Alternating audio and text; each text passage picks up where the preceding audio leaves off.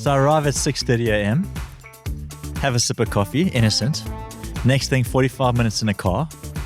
I blink and I'm falling out the sky at the speed of gravity, wondering if I'm going to see another day on this planet. It's like, Just to add anything, this is Dill's moment. well, welcome to 2026. It is the first Sunday of a new year, 2026. And today I'm joined by our creative crew, Jean Gerber and Ash Duggan. It's good to have them in the house. And we're going to be talking about all things creativity, vision, planning for the year ahead, and of course, falling out the sky at the speed of gravity. It's going to be awesome. Good to have you guys. Good to be here. Good Thanks to be for, here, Dill. Thanks Nice for to the have you opportunity. guys.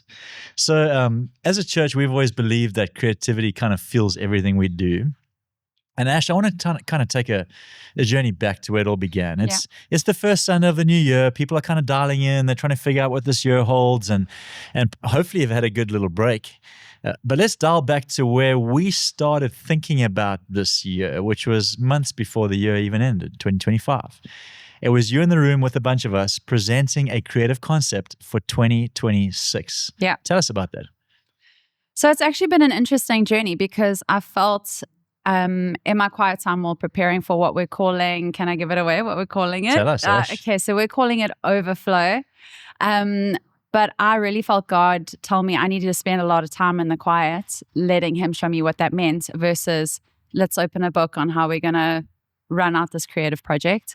And it felt so different to the way we've actually ever done things. And to be honest, I was quite nervous to present on the concept because I was like, I don't know if this is going to land. But I really felt God stir the value of like these God encounters that have actually been happening in our church already. They're captured through moments of photography and film, and we don't even know it. And he started taking me on a journey through all of this visual and was like, this is it. This is the encounter moment. This is overflow. This is when the light touches That's awesome. a person, when a life is changed. And it's actually quite unscripted. And I loved that. And so that was a part of what was the presentation of Overflow. And I think it just got us so fired up from there because now we've gone on this exciting pursuit of what are the stories of people who's like God has just arrested their lives and changed them forever. Yes. And that's what we're doing now. And that's so awesome. And if you're joining us, this is why I wanted to chat to these guys because they help our vision come to life. And it's the beginning of a year. We're all asking big questions around what this new year holds and you know what God may want to do in our lives.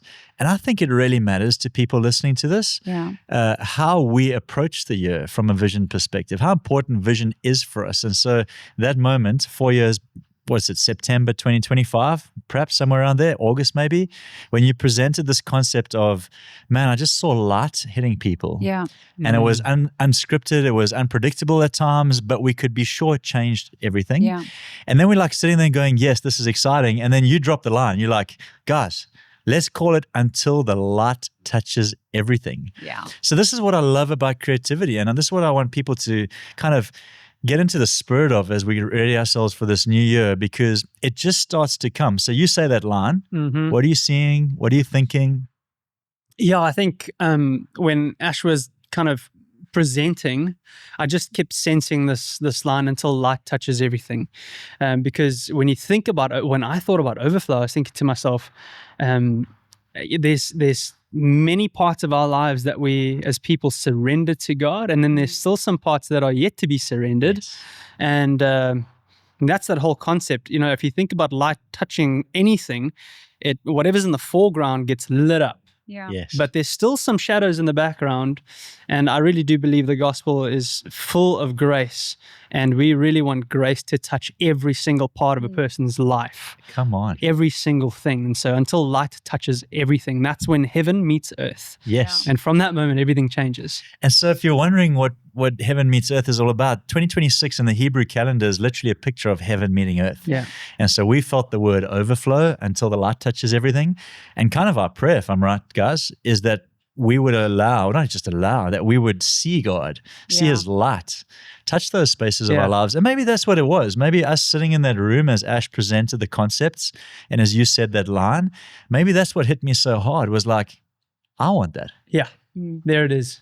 Like, I want that. Yeah. I want that for our church, but I I want that for my marriage. I want that for my finances. absolutely. I want that for my children, my parenting. I want that for my soul. Yeah. Like the parts of me that haven't been all given to God still, if we're really honest. I'm like, I actually want that, which got me fired up to believe that heaven is going to meet earth in every part of our lives, right? Yeah. And I think it's beautiful because visions, it's got to almost start with you. It has to hit your heart first as the leader of the house. And then obviously we catch it as creatives and try and make that come to life.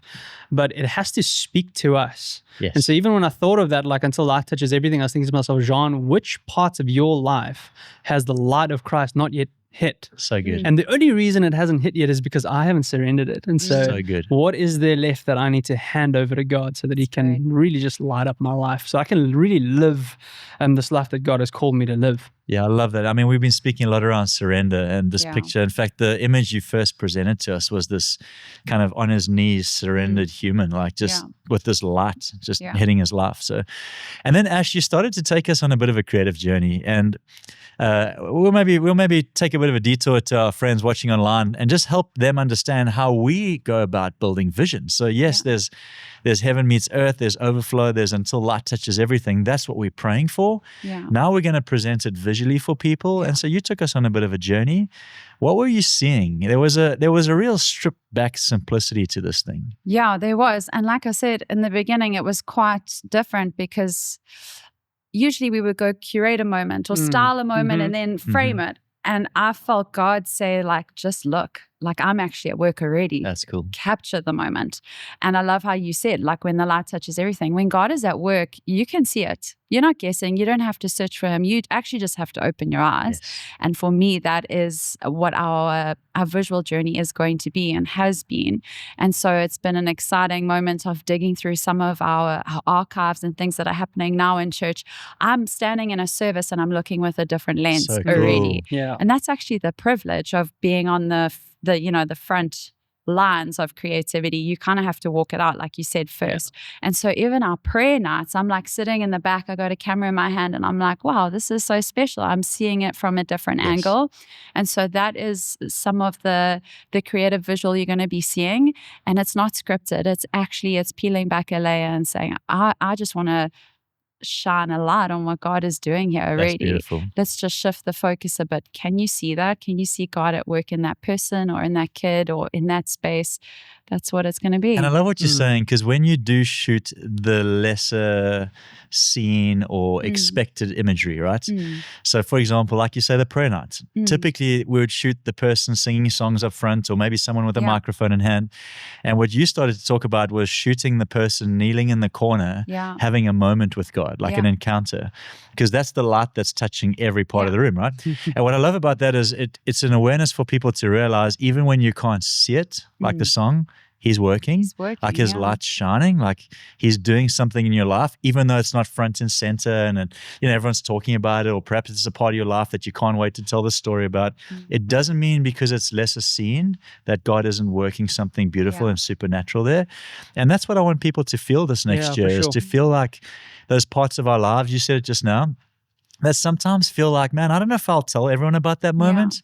God's going, I'm going to shine some light on that too. Yeah. And I love that you're shooting imagery that tells a story most people wouldn't even bring up. Yeah, exactly. And I hope this year our church starts to believe for God to tell stories about parts of their lives they never thought would matter. Yeah. That's going to be exciting. Come on. So then you start going on this journey. So now Ash is like, we're shooting stuff no one's expecting. And you're like, I'm seeing 5 people's stories.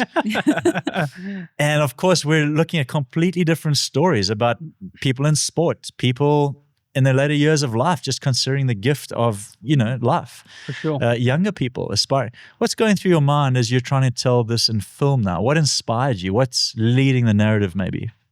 Yeah, I think that's a good question.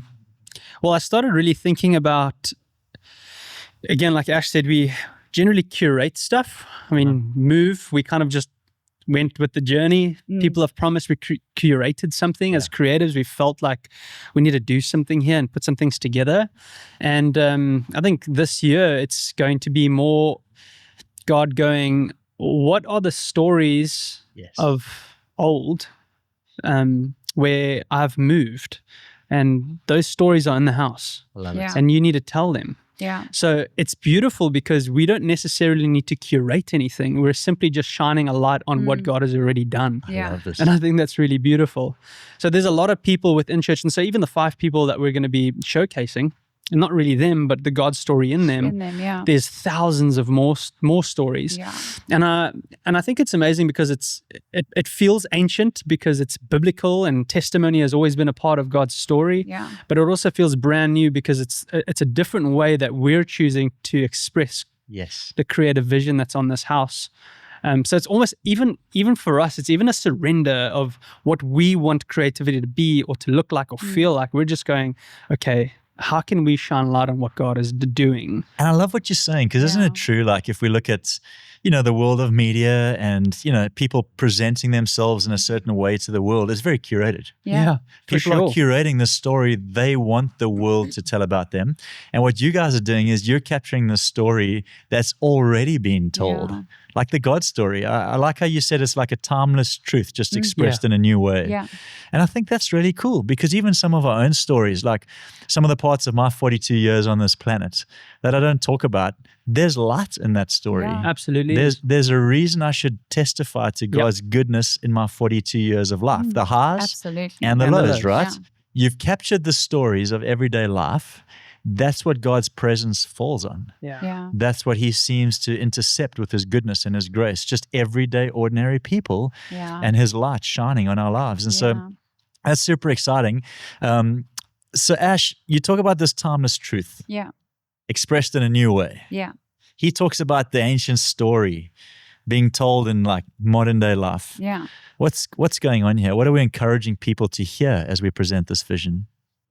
I love that. Okay, so for me, one thing that stood out to us as a team, you said it a few years back when we were greenlighting vision, and you were like, guys, we're not, starting on a new page every year. We're building on what God is doing and has been doing in our house for years upon years upon years.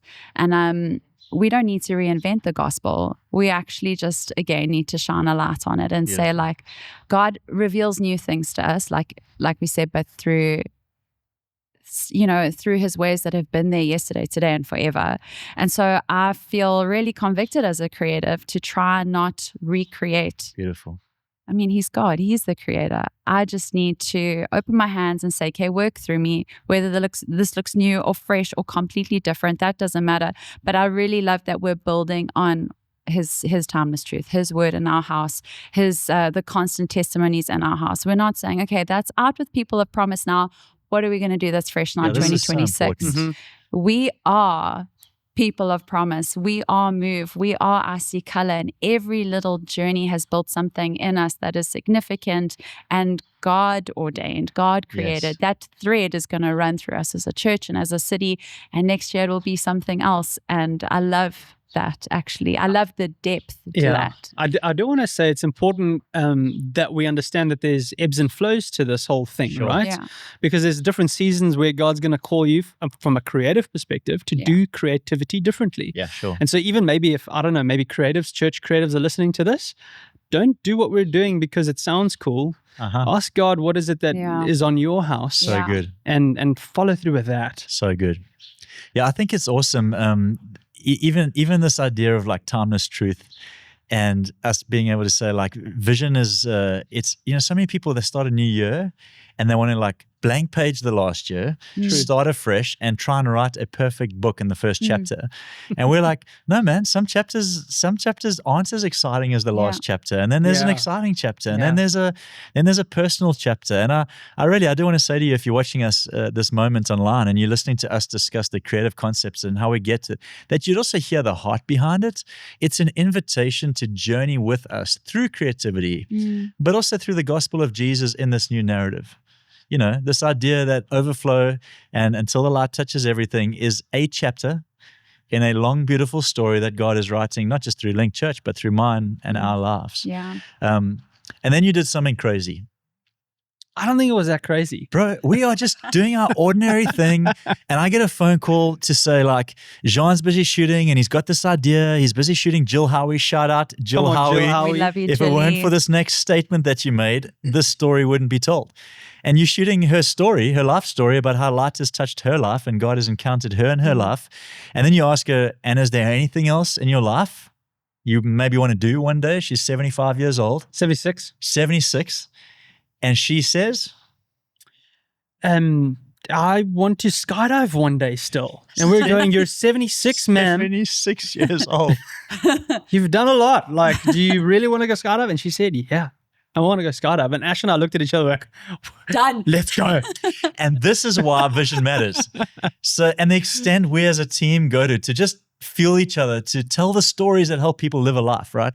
So I get a phone call to say, from Ash to say, Dill, Jean has asked if we can gift Jill Howie with the skydive. I'm like, sure. How does this fit into Vision 2026? And then you told me the story. So fast track to a couple of weeks later, I come to church innocently to cheer you guys on. You and Jill are going skydiving. Yeah, I'm just excited about you telling the story. Ash and you guys are heading off to, at that stage, not a Sharka, close by. It's going to be North Coast. North Coast, King Sharka. And then you say, Dill, there's been a change. We're going to Cato Ridge. To which I reply, that's awesome. I'm going with the executive team up to Hilton. Why don't we stop by and watch you guys land? I want to see Jill Howie. She's 76 years old. I want to see her dive out the sky and land on the ground. And so we follow you to Cato Ridge. And the next thing, I'm falling out the sky. And Tess. With my wife. So good. And so here's what I want to say, bro. I want to honor your courage to go after the story. And obviously Ash just championing this idea that we're going to tell a story that no one's expecting now. Yeah. A 76-year-old epic lady, granny, is going to dive out the sky with our creative film director to tell a story of vision. And the next thing, and here's what I want to say is so awesome. The next thing, Tess and I are conquering a fear that's in her. And I'm thinking that's the point of vision. Yeah. It's meant to capture us in ways we didn't expect it to. Yes. It's meant to, we're watching a podcast and someone hears something that's been said, and the next thing they're doing something with it in their own lives because God has more for them. Overflow, guys. It's like a waterfall, right? Yeah. You got to get in that waterfall. You can watch it from a distance, or you can actually step into its force and its power and embrace it. I love that. I think that's the beauty of Overflow. That's the beauty of any vision. You've got to choose it. Yeah. So you can see it in a distance. You can be like, that's great for them. I'm not going to choose that. But you have to choose Overflow. Yes. Yeah. And it was amazing to see you and Tess there. I still remember, made the payment, and I looked at you and I was like, Dill, why aren't you jumping? Like, you should be doing this. And then it just happened. And as you said now, Tess conquered something, conquered a fear, because she chose Overflow. Yeah. Yes. The light was shining. Yes. And she chose to let it shine on a space that was maybe a little bit dark. Absolutely. And overcame it. You've got to choose Overflow. It's awesome. All right. We're going to, there's so much I want to say about that story and what it did in our marriage even and in Tess's life. And yeah, there's so much I want to say to you guys if you're watching. Like, allow the creative story we're telling. Yeah. Just allow it to speak to you. Like, just let it speak. Love that. Not everything has to be a 5-step plan to your future. Just let the story of God speak. That's the whole point. That's what you saw that day. Like the light hitting us in an unexpected way. Yeah. What are you most expecting for this next year? I personally want to tune into a spiritual frequency where I'm just so aware of God on the move. Beautiful. That is my heart cry for 2026, because for me that is overflow, to surrender, but also God, I just want to feel you at work in my life. I want to see you at work in my life, and on a level I never have before, because I'm tuning in now to what you're doing. That's awesome. That's great. I'll say amen to that. What about you, bro? I think for me, I want to be able to live my life in a state of vulnerability and openness that shows, hey, there's some dark spaces and places where light hasn't yet touched, and that's okay. Because I think a lot of people maybe fear. Yes. There's perhaps a guilt or a shame or just a fear of it. And I want to be the first one to say, hey, it's all good. So good. It's all good. Let the light hit. Yes. Let the light shine. Yeah. That's so awesome. Surrender. That. I feel the same way. I think people often think God's light exposes them, but it doesn't. It elevates us. Yeah. It actually sets us apart. And so I'm also trusting that there's strange spaces in my life that I have forgotten that God has touched or that are unaware that he's busy doing something in, that this year through surrender and just presence and just being available to him, like literally I want my posture to be like this. Good. Even that picture, just that picture of the altar, I almost see myself enjoying time at the altar more this year. That. Whatever that looks like. It could be at my bedside, just kneeling before God in a slightly different posture. Yeah, for sure. It could be at the altar of our church, just before the platform, just saying, hey, God, I know it's just a platform and it's just a room, but I want my life to say yes to whatever you're trying to do here. And so to anyone watching, I just pray that that be your story. Our first series for the year is called Altars and Tables, which is obviously God's encounter with us, his light shining in us, and then his encounter through us as our light shines to others. And so we're praying that that would be your life story this year, that you truly would be just a vessel, if you like. Absolutely. Just someone willing to let God use them to do crazy, amazing stuff on this planet. Come on. Any closing thoughts? Go, Ash. Creative director, tell us. Closing thoughts. I think there's that scripture that we've had in this pitch, and it was immeasurably more. Yeah. And I think if that's a closing thought, would you let God take you on that journey this year coming, where you're just going to trust him with immeasurably more and let him just wow you? That is a closing thought for me. Come on. Mine would simply be let your testimony be told, and let that faith just spread and into the hearts and minds of many people, so that their testimonies of God's faithfulness can be told. Come on. From one generation to the next, we'll tell stories of God's mighty acts. Wildfire testimonies. I love it. Come on. Yeah. So, well, it's a wrap. It's the first Sunday of the year, and I hope you've been encouraged. And it's the first of many exciting Sundays this year. And so just to thank you guys, Ash and Gerbs, just to appreciate the way you dig deep and try new things, to let the story of God grip people's hearts in new ways. This year will not be the same as last year. It is a new year, and there will be a new layer to what God does in people's lives. And so we're believing that for your life, that this will not just be another year. 2026, let's see what happens. No, let's be ready for what God's about to do. And so we look forward to the journey, the series, Vision Sunday, and everything in between until the light touches everything. Be blessed. See you soon.